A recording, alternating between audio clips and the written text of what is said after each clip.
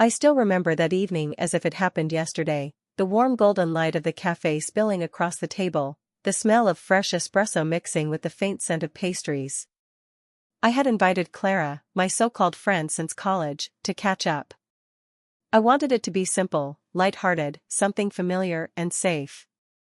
I never expected it would leave a wound I'd carry for months. We sat across from each other, the chatter around us buzzing softly. I told her about my dream of traveling, of seeing the world, of experiencing life beyond our small hometown.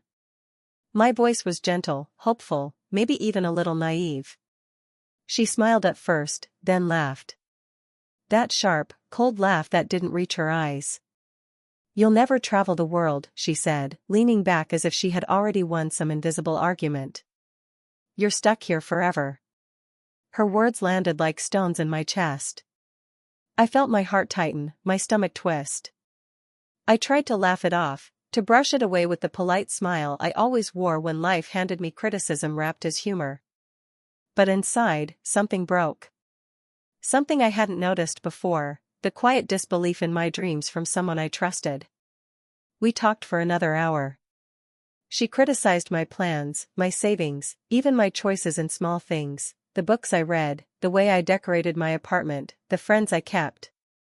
Every comment felt like a reminder that I wasn't enough, that my aspirations were laughable. I left the cafe feeling small, almost invisible, carrying her laughter like a shadow on my shoulders. That night, alone in my apartment, I sat by the window, staring at the city lights. My hands were folded in my lap, tense and trembling slightly. I replayed the conversation, word by word. And then, slowly, I began to notice a pattern, not just in Clara, but in others around me. Little jabs, quiet digs, comments disguised as concern or humor. I realized I had spent years trusting people who didn't see my worth, who were quick to laugh at my dreams rather than support them. I cried, quietly, letting the tears fall without shame. But even in the sadness, a tiny seed of determination took root. I remembered the journals I had hidden away as a teenager, the ones filled with sketches of faraway places, itineraries I would never have shared with anyone. Those pages whispered a truth I hadn't allowed myself to fully embrace: my life, my dreams, were mine, and no one's laughter could take them away. The following weeks were hard. I found myself noticing more moments of betrayal, Clara complaining about my unrealistic goals to other friends, subtle remarks my family made about wasting time instead of being practical. It hurt deeply. But it also forced me to confront something I had ignored: I had given away too much of my trust too easily. I had allowed my hope in others to become stronger than my hope in myself. So I started small, quietly. I read more, saved more, planned more. I didn't tell anyone. Not my friend, not my family. Each step felt like reclaiming a piece of myself, one that had been underestimated, mocked, and dismissed. And though the laughter of that cafe haunted me, it became less sharp, less overwhelming, replaced slowly by a calm resolve. By the end of that month, something had changed. I realized that the most important journey wasn't across oceans or continents, it was the journey back to myself, to the trust, respect, and dignity I had almost forgotten. And somewhere deep inside, I knew, one day, the world would see me, not as someone small or stuck, but as someone who quietly, steadily, had become unstoppable. The weeks after that cafe meeting were strange, almost surreal. I found myself paying closer attention, not in a nosy way, but in a way that made me realize how much I had been blind before. Clara didn't stop with her jabs, but now I noticed the subtle patterns, the little ways people's words and actions revealed their true intentions. It was painful, but also enlightening.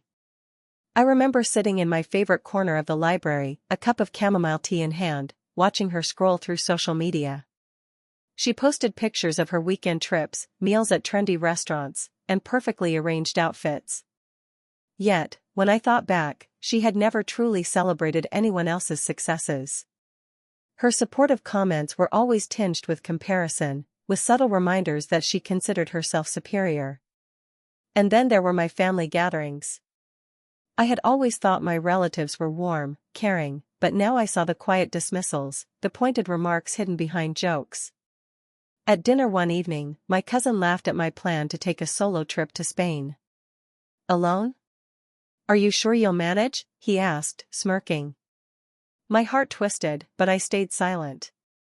I didn't need to defend myself yet, I only needed to observe. I began documenting everything, not in a confrontational way, but in journals and private notes.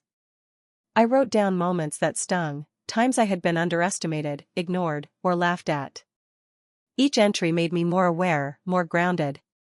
Slowly, I realized that the pain wasn't just from Clara or my family, it was from my own habit of giving away my power too easily.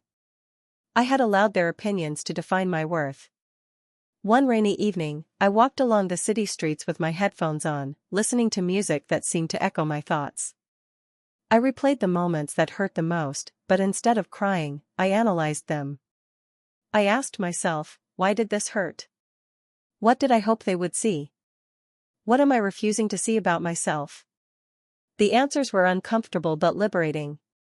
I was not weak, but I had been naive.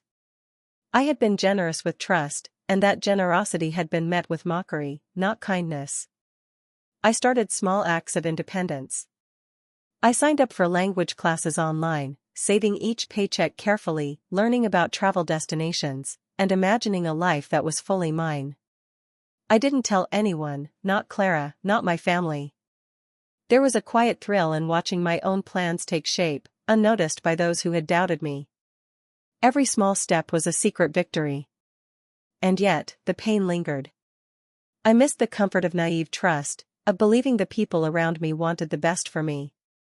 But that trust had to be rebuilt, not in them, but in myself. I began to see that the world didn't have to validate me. Respect, I realized, starts from within. By the end of the month, something remarkable had shifted. I no longer flinched when Clara laughed or when my relatives made small jabs. I listened, observed, and processed, but I didn't react. Their words no longer held the same weight. The quiet patience, the calm observation, became my shield. One evening, I caught myself smiling to myself in the mirror. It was subtle, almost imperceptible, but it felt like the first real smile I had given myself in months. I was beginning to understand that power wasn't in loud arguments or proving others wrong, it was in seeing clearly, standing calmly, and letting time reveal what words could not. And somewhere deep inside, a tiny voice whispered, "Soon, they'll see, but not because you showed them. Because you chose yourself first." The months that followed my quiet observations felt like I was moving through a fog that slowly lifted with each small, deliberate step I took. I started to understand that life didn't hand out respect or validation freely, sometimes, you had to claim it for yourself, piece by piece, in silence. And so I began to act, not for anyone else, but for me. I remember the first small victory vividly. I had always dreamed of taking a solo trip to Spain, yet the thought felt impossible with the constant noise of doubt from others. So I started saving, carefully, deliberately, almost secretly.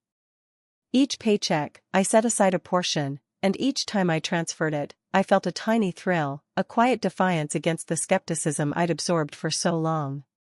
Clara, of course, had no idea. Nor did my family. They assumed I was living my usual, modest, predictable life.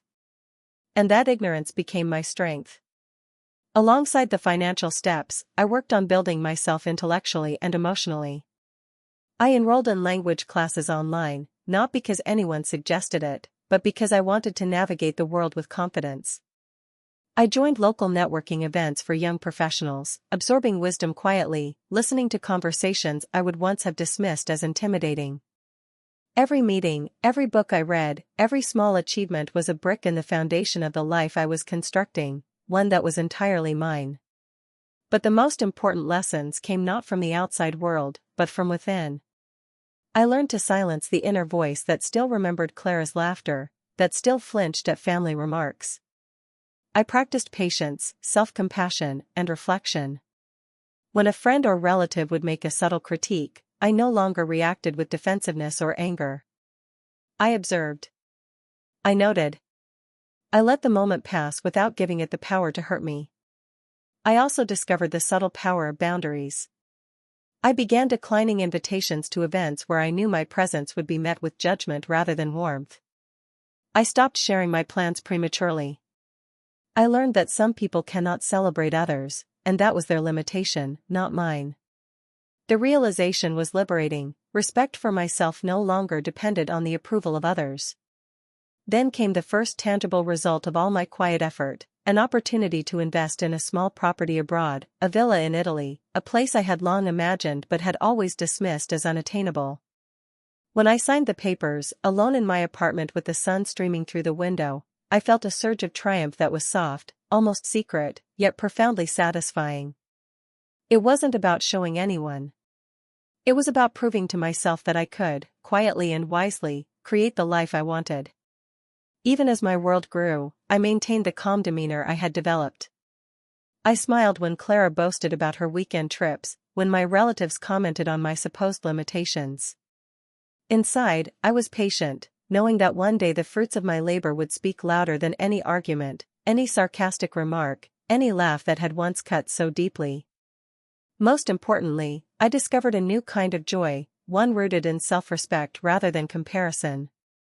The quiet victories, the unseen steps, the boundaries I honored, all of it taught me that dignity and strength are not loud, they are persistent, deliberate, and patient. And with every decision I made in silence, I felt the life I had always dreamed of coming into focus, shimmering just beyond the horizon. I realized, finally, that this was the difference between dreaming and living.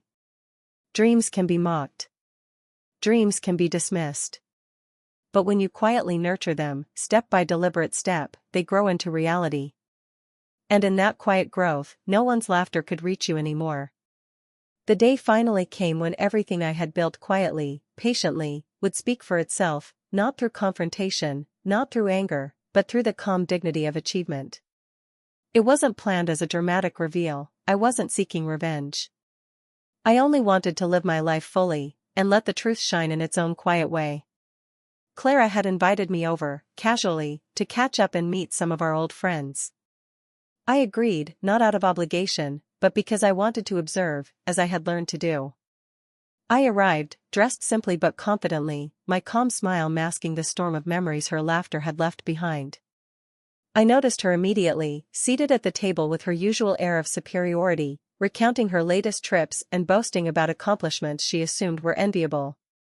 I listened politely, as always, letting her words wash over me without touching the calm I had cultivated. Then she asked, casually, almost as an afterthought, "So, what have you been up to? Any of your dreams coming true?" Her voice carried that familiar mix of mockery and curiosity. I felt a flicker of the old ache, but it passed quickly. I had prepared for this moment, not for conflict, but for quiet revelation. I smiled. "Actually, yes," I said, calm, steady. I could see the subtle narrowing of her eyes, the first hint of disbelief creeping in. "Remember the villa I told you I always dreamed of? The one in Italy?" Her mouth twitched, uncertain if this was a joke. I leaned forward slightly, letting the pause linger. "Well, welcome to my first home." I could feel the room shift instantly. Friends looked between us, confused, curious. Clara's laughter died mid-air, replaced by a stunned silence. Even the air felt heavier, charged with the realization that the person she had mocked, dismissed, and underestimated was standing right there, fully accomplished, fully herself. I didn't gloat. I didn't throw her failures in her face. I simply held my smile, calm and unwavering, and watched as recognition, and perhaps regret, passed across her expression. I saw it in subtle ways, the widening of her eyes, the faint flush of embarrassment, the realization that her words, her laughter, her doubts, had never defined me. I had defined myself. And as the room settled, I felt something I hadn't expected, peace. Not because I had won over anyone, but because I had honored myself. The years of quiet preparation, the small victories, the patient rebuilding of trust in myself, they had all culminated in this moment of dignified self-respect. No one could take it away, no one could diminish it. Later, when everyone had left, Clara and I spoke briefly. She didn't apologize, and I didn't need her to. I simply said, I'm glad you're here to see this. But I hope you understand, it was never about impressing anyone. It was about trusting myself. Walking home that evening, the city lights reflecting softly on wet pavements, I realized the lesson I had learned wasn't about proving others wrong. It was about honoring myself, setting boundaries, and nurturing my dreams with patience and integrity. Some people will doubt you. Some will mock or belittle.